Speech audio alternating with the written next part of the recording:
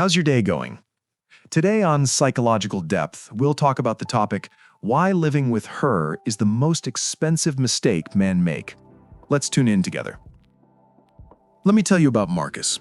Successful guy, mid-30s, software engineer, owns his own home, built a decent portfolio, never married, met a woman, great connection. 6 months in, she's staying over most nights anyway. She suggests moving in together. It just makes sense, she says. We're basically living together already, why pay 2 rents? Marcus thinks about it. Seems logical. Saves money, more time together. He says yes. 3 years later, the relationship ends. Nothing dramatic. They just grew apart. She moves out, and then the letter arrives from her lawyer claiming she's entitled to half of everything acquired during the relationship, half the increase in his home's value, half his retirement contributions from those 3 years, spousal support while she gets back on her feet. Marcus is sitting in his living room staring at a legal document that's about to cost him $300,000, thinking, we weren't even married. Except legally, in many jurisdictions, they were. Because marriage isn't just a ceremony anymore. It's not just a piece of paper you sign. In most Western countries, marriage is now defined by behavior, by how you live, by whether you cohabitate, share finances, present as a couple, and function as a domestic partnership. You can be legally married without ever intending to be, and Marcus just found out the hard way. Today, we're going to talk about the most expensive mistake men make in modern relationships. Not cheating, not poor communication, not failing to be attentive. Moving in together. Cohabitation.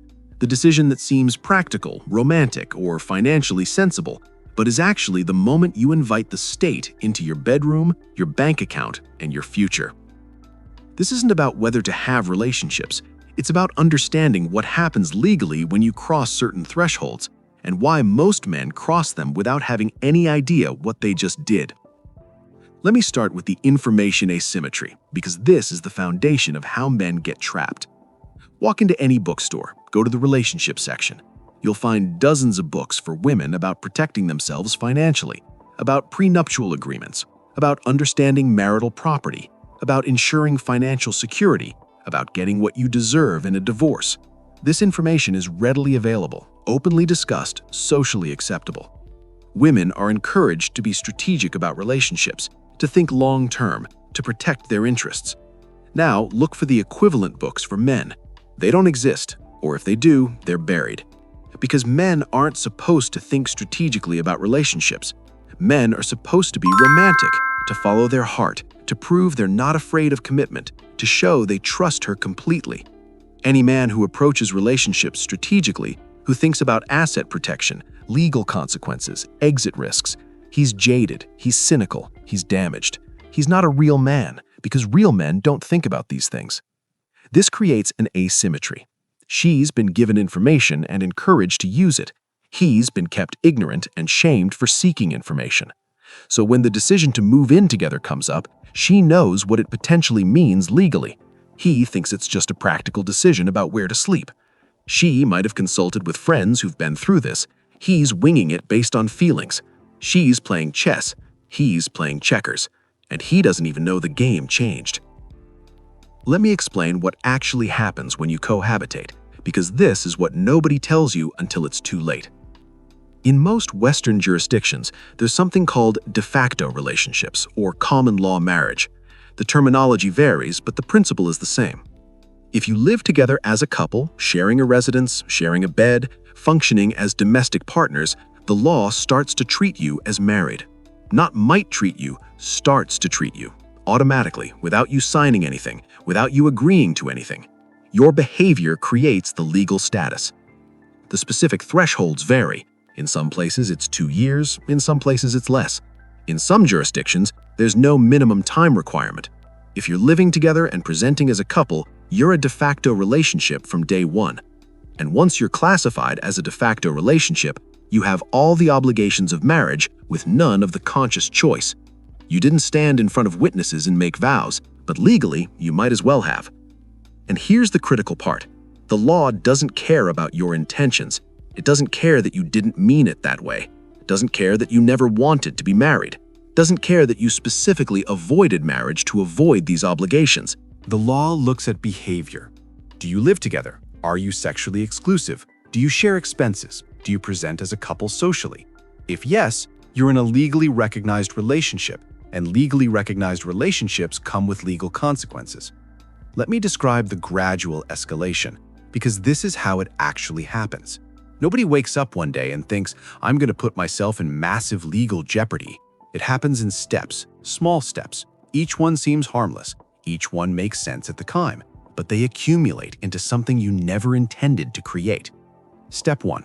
She starts staying over more often, a few nights a week, then most nights, then all the time. She's got a drawer at your place, then a closet, then half the closet. You're not living together officially, she still has her place, but practically, functionally, she's moved in.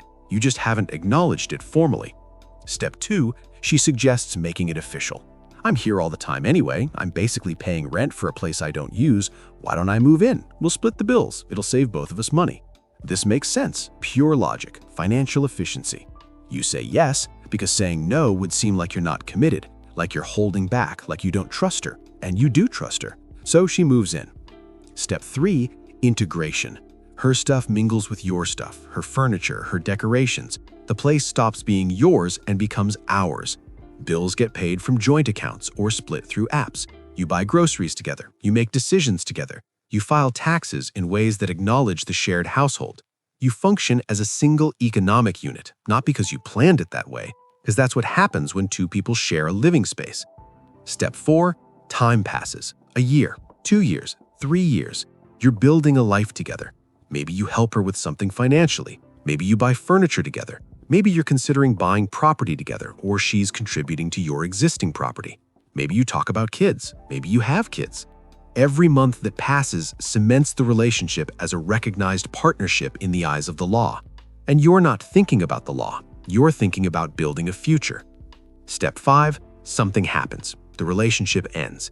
Maybe she leaves you. Maybe you leave her. Maybe it's mutual. Doesn't matter. What matters is that when you separate, you discover that the legal system doesn't see this as a girlfriend moving out. It sees it as a marriage dissolving. And marriages don't dissolve for free. They dissolve through property division, asset splitting, and sometimes ongoing financial obligations. This is the trap. At no point did you commit fraud. At no point did you lie. At no point did you hide your intentions. You just lived with someone, and living with someone created legal consequences you never consented to because nobody told you they existed. Let me give you real examples, because some men reading this think that won't happen to me. Case law says otherwise. Australia, 2019. Man owns a home before the relationship. Woman moves in. They live together for 2 years. Relationship ends. She claims she's entitled to a portion of the home's value because they functioned as a domestic partnership. Court agrees, grants her a significant percentage of the home he owned before she even entered his life. His ownership, his mortgage payments before and during the relationship, his down payment years before they met, irrelevant. The court looked at the period they cohabitated and decided she contributed to the household in ways that entitled her to equity. Canada, 2020. Man and woman live together for 3 years. He's self-employed, high earner. She works part-time, lower income. They split. She files for spousal support. He argues they never married. Court says common law relationship existed, orders him to pay monthly support for years because she became economically dependent during the relationship. The fact that they never married didn't matter. The fact that he never agreed to support her long-term didn't matter. The behavior created the obligation. United Kingdom, 2018. Couple lives together for a decade. He's wealthy, she's not. No marriage, no kids. They separate. She sues for financial provision.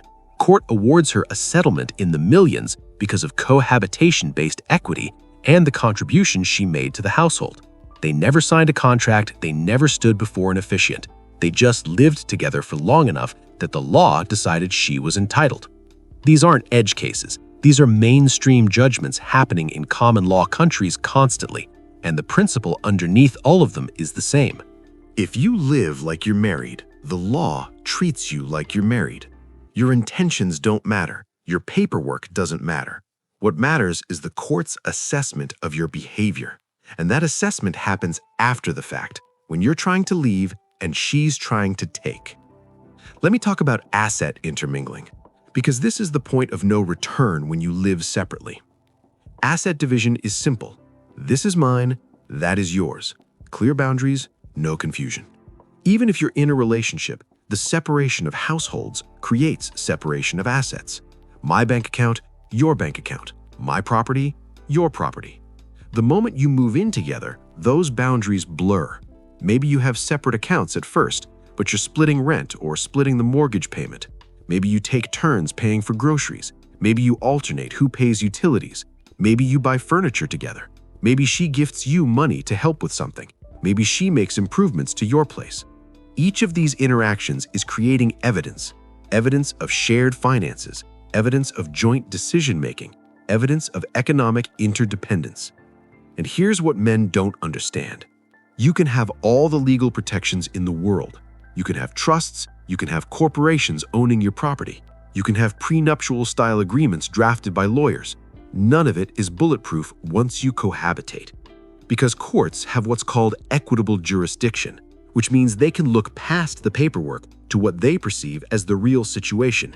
If they think the paperwork was used to avoid fair outcomes, they can disregard it. I've seen cases where a man put his house in a trust before she moved in, thought he was protected, thought the trust created a legal barrier that she couldn't penetrate. Court said the trust was a sham designed to avoid relationship property obligations, pierced the trust, awarded her a portion anyway. His years of legal planning, his expense, his structure, irrelevant, because the court decided the substance of the relationship overrode the form of the asset protection. This is why asset intermingling is the point of no return. Once your lives are financially connected, once there's evidence of shared economic life, you're vulnerable. And that vulnerability can't be fixed retroactively.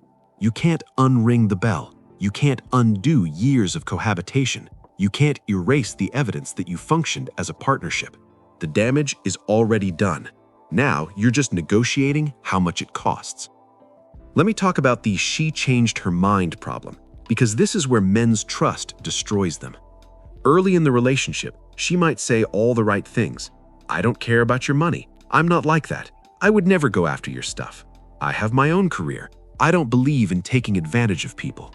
And she might mean it genuinely in that moment. She might believe what she's saying. She might have integrity. She might have values. But people change. Circumstances change. Emotions change. When the relationship is good, she doesn't need your assets. When the relationship ends, especially if it ends badly, her position can shift, and the law allows that shift. The law doesn't hold people to what they said during the relationship. It assesses what's fair at the time of separation. And fair is determined by judges who often have very different views about fairness than you do. I've watched men get destroyed by women who explicitly promised they'd never do exactly what they ended up doing. Women who said they believed in equality, in fairness, in mutual respect. But when the relationship ended, those principles evaporated. They hired lawyers, they filed claims, they sought every dollar they could extract. Not because they were evil, because the circumstances changed. Because the relationship that protected you when she was happy became the weapon she used when she wasn't. And here's the brutal part. The courts don't care what she said before. They care about the legal structure of the relationship and what outcomes seem equitable now. If she stood in front of 10 witnesses and swore she'd never pursue your assets, that doesn't bind her legally. Verbal promises during a relationship aren't contracts. They're just words. And words don't hold up when lawyers get involved. Men trust. That's the vulnerability.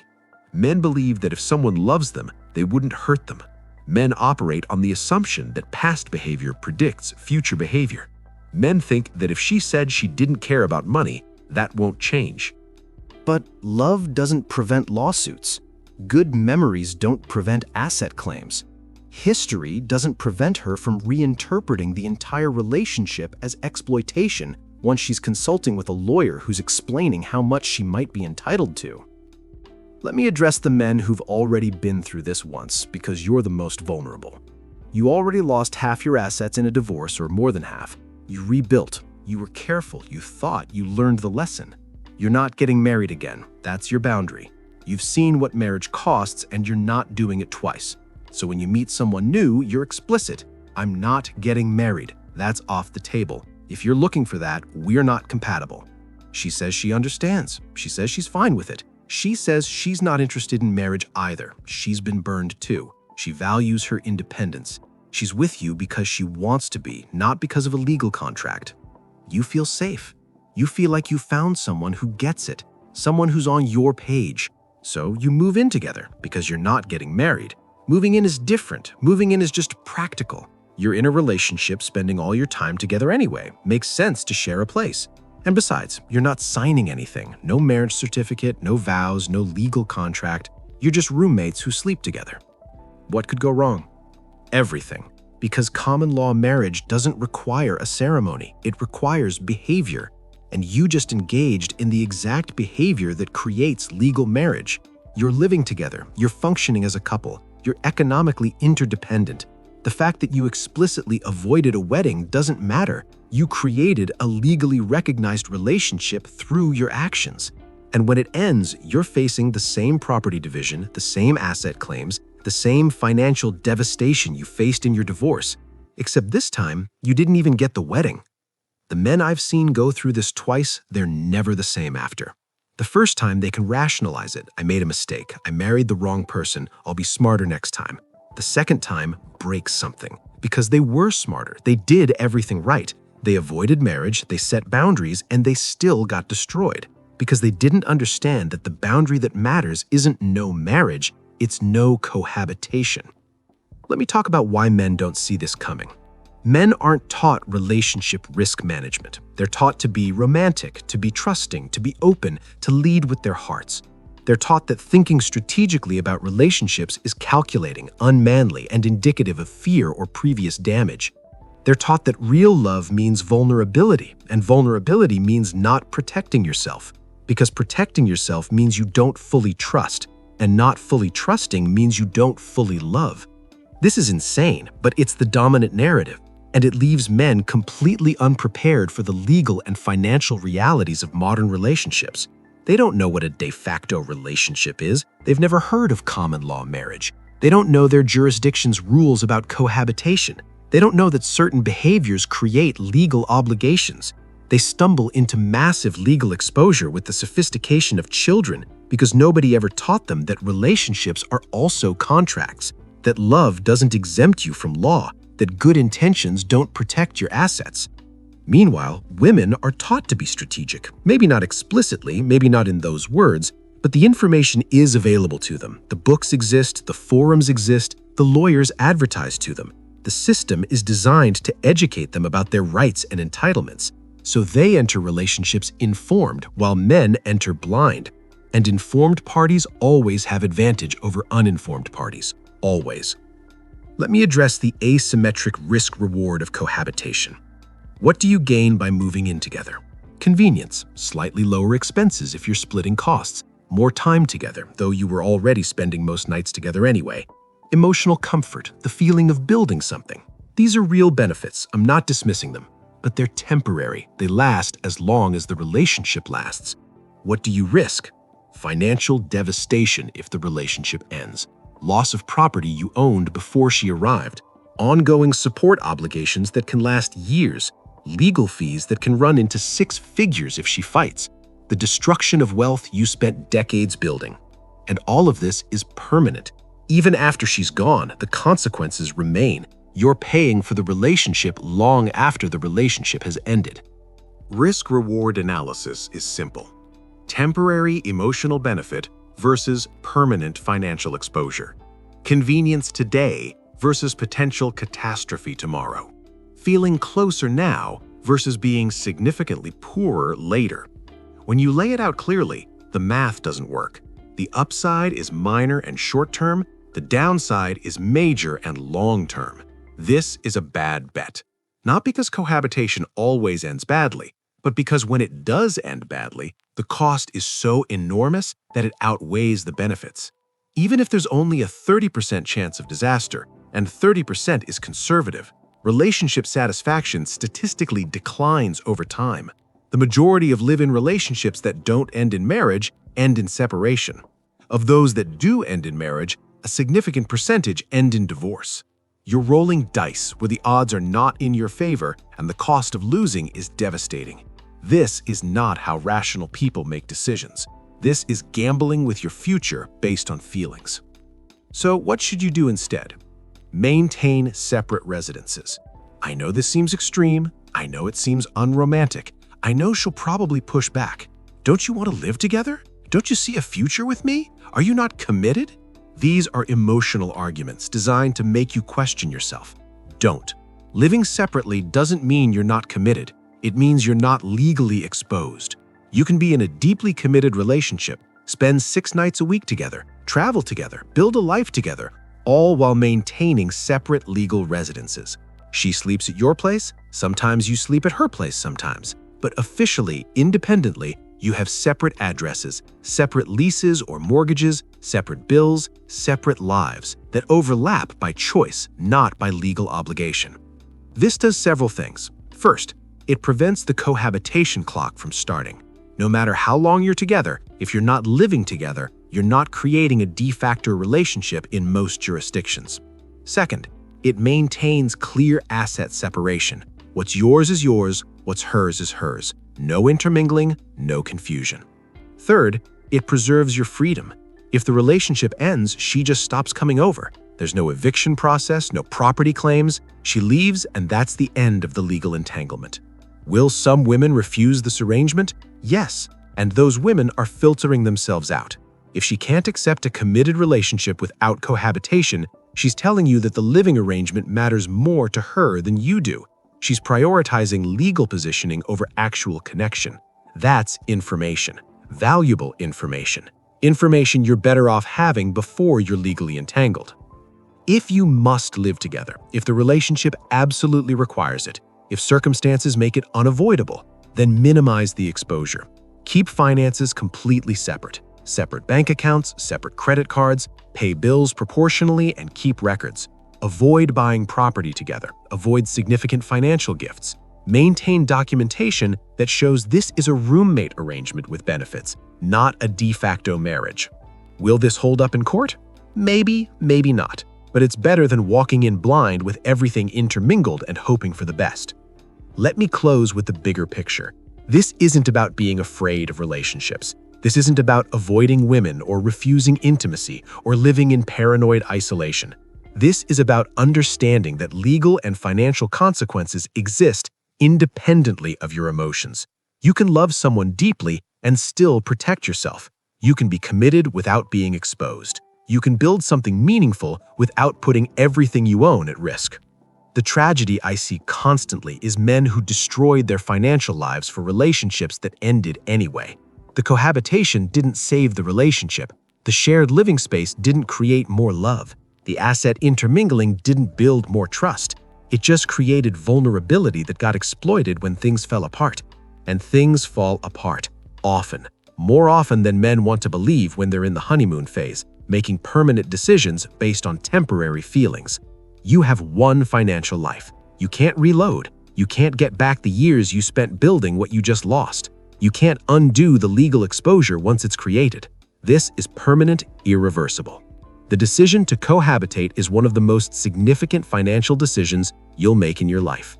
It should be treated as seriously as any major investment. More seriously, because most investments don't come with the power to take half your assets if they go bad. And yet men make this decision casually, based on feelings, based on social pressure, based on the assumption that if you love someone, you should want to live with them, based on the idea that refusing cohabitation means you're not serious. These are emotional arguments overriding rational thinking. And emotional arguments don't hold up when you're sitting across from a lawyer explaining how much the relationship is going to cost you now that it's over. Learn this before you need to learn it. Understand the law before you trip over it. Make informed decisions rather than discovering what you agreed to after it's too late to change. This is preventable. All of it. Every financial catastrophe I've described could have been avoided by understanding what cohabitation actually means legally and making different choices. The system isn't going to warn you. She might not warn you. The culture actively discourages you from thinking about this, so I'm warning you. Living with her is the most expensive mistake men make. Not because women are predators, not because the system is corrupt, but because cohabitation creates legal consequences that most men don't understand until those consequences arrive with a lawyer's letterhead and a bill that will take years to pay off. For now, tell me in the comments, have you experienced this? Have you watched someone go through it? What happened? What did it cost? Share the story, not to scare people, but to inform them, because information is the only protection against decisions you'll regret for decades. That's it for today. Love who you want, but protect what you built. And remember, romance is temporary. Legal consequences are permanent. Choose accordingly.